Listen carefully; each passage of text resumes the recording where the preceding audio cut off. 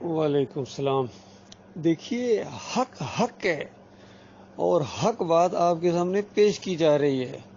अब आपने देखना है कि इस हक के मुताबिक कौन है, या इससे पहले जिन लोगों की निशानदेही की जा रही है, क्या हम कोई इल्ज़ाम तो नहीं लगा रहे। बिल्कुल इनकी अपनी किताबों के हवाले से बात कर रहे हैं। इनके अभी आजकल ये सोशल मीडिया का दौर है और अल्लाह ताला ने आसानी कर दी है। इन लोगों की वीडियोस मौजूद हैं, अपनी आंखों से देखो, अपने कानों से सुनो इनकी आवाज़, किस तरह ये अल्लाह की किताब के खिलाफ अकीदे फैला रहे हैं। हर जगह शिरक और कुफर का दौर दौरा है। ज़मीन पूरी भर दी इन्होंने अल्लाह के नाफरमानी से और गद्दारी से।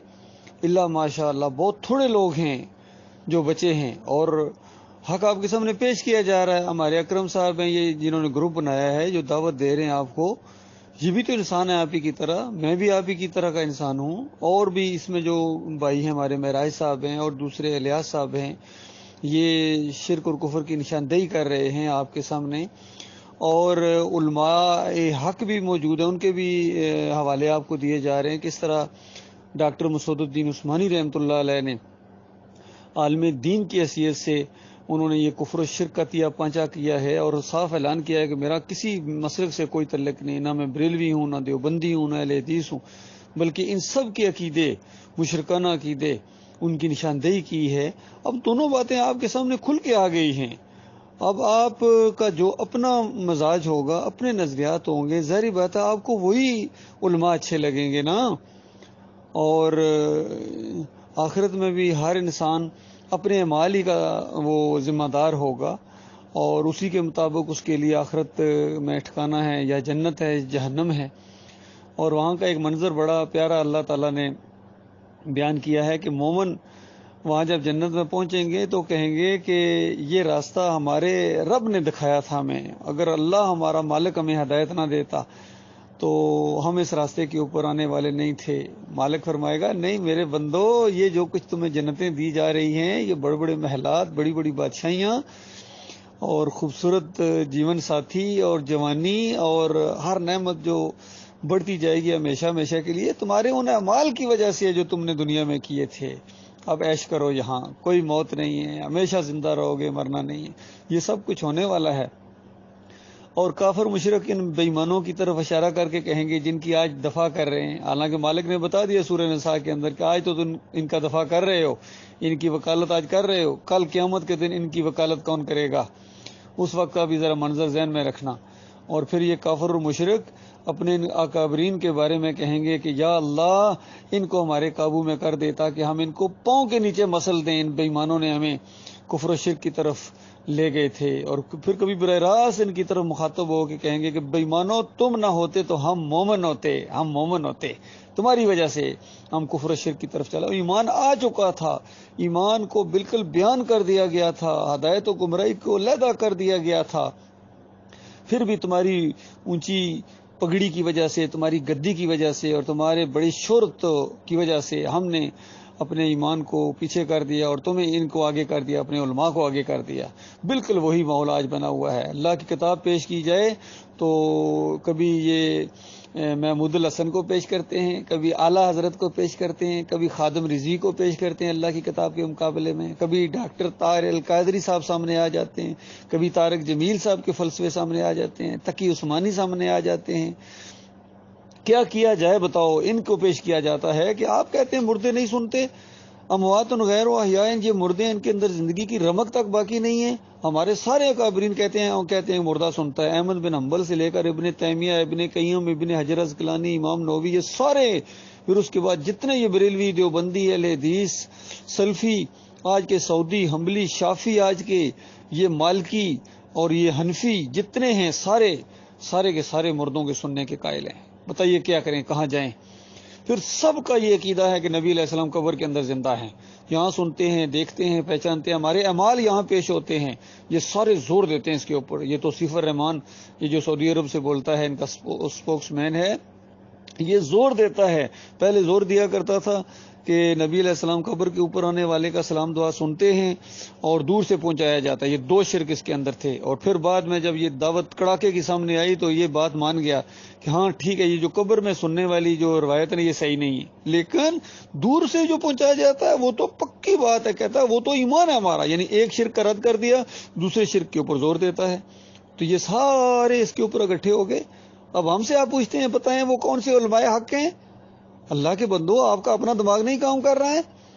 آپ کو اللہ نے انسان بنایا ہے، غور و فکر کرنے کی توفیق دی ہے اللہ تعالیٰ نے، دعوت اٹھائی ہے آپ کے سامنے، توحید کی دعوت اٹھی ہے اس دور کے اندر. نبی کوئی نہیں آئے گا، نہ اللہ نیچے آ کے آپ سے درخواست کرے گا، منتیں کرے گا کہ حضرت صاحب مان جاؤ نا میری بات.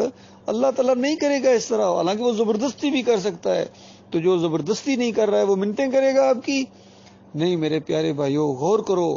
یہ دعوت ہے، انبیاء والی دعوت ہے.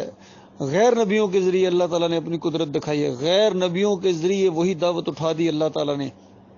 الہکم الہ واحد لا الہ الا هو الرحمن الرحیم. تمہارا ایک معبود ہے اللہ کے بندو، تمہارا ایک داتا ہے، ایک دستگیر ہے، ایک مشکل کشا ہے، ایک حاجت روا ہے، غریب نواز ہے. وہ واسطے وسیلے کے بغیر وہ سننے والا ہے، دل کے وسوسوں کو سننے والا ہے. کوئی واسطہ وسیلہ نہیں ہے. یہ جس طرح دعا مانگتی ہے، یا اللہ اپنے حبیب کے صدقے، پنجتن پاک کے صدقے، حسن حسین کے صدقے، عبد القادر جیلانی کے صدقے، یہ خالص کفر و شرک ہے، اللہ کا انکار ہے. اللہ ان کو کافر کہتا ہے.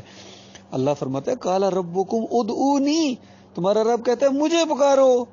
اللہ کہتا ہے مجھے پکارو، یہ کہتے ہیں پکارو یا رسول اللہ. بتائیے کتنا بڑا فرق ہے اللہ کے بندو. اتنی سادہ سی بات آپ کو سمجھ میں نہیں آتی ہے، پھر ان کے پیچھے بھاگتے ہو، پھر ان کو مال دیتے ہو.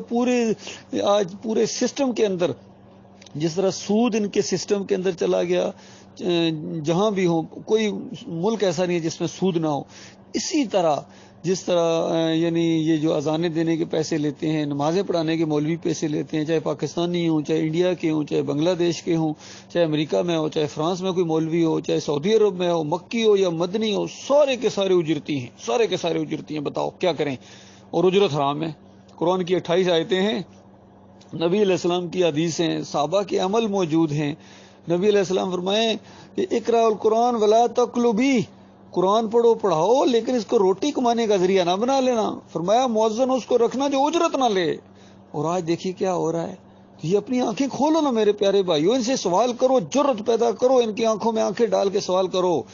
لیکن وہ جرت ہی ختم کر دی گئی. الٹا مومنوں سے پوچھتے ہیں کہ مومن پھر کہاں ہیں، بتائیے ہم کہاں سے لائیں، یہ ہماری ذمہ داری ہے. ڈاکٹر اسرار نے بھی اسی طریقے سے کہا تھا جب سب پر کفر و شرک کے فتوے لگے اس کی زندگی کے اندر، کہتا پھر مومن کہاں سے لائیں گے، ہماری ذمہ داری ہے مومن لانا. اگر یہ کفر و شرک کے اوپر مرے ہیں شاہ ولی اللہ یا عبد القادر جیلانی، محی الدین چشتی، علی اجویری، یہ کفر و شرک کے اوپر مرے ہیں تو میرا قصور ہے؟ ان کی کتابوں کے اندر یہ کفریہ شرک کے عقیدے موجود ہیں. اللہ کے بندو، اب ان کے ساتھ نہ ہم اٹھے بیٹھے ہیں نہ آپ اٹھے بیٹھے ہیں، اس معاملے میں برابر ہیں. خبر آئی ہے، کتابوں کی شکل میں آئی ہے، سینہ بسینہ آئی ہے کہ یہ بڑے ولی اللہ تھے. کیا ان کا نام ولی اللہ تھا؟ اچھا، ان کی کتابیں کون سی؟